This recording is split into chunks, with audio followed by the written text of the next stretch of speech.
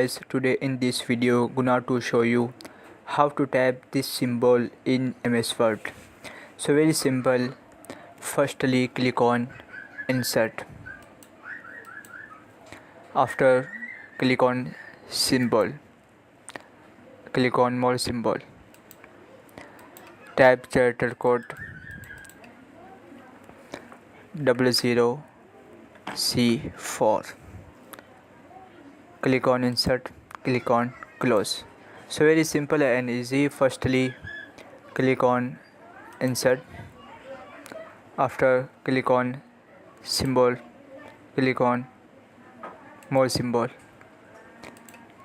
Tap character code 00C4.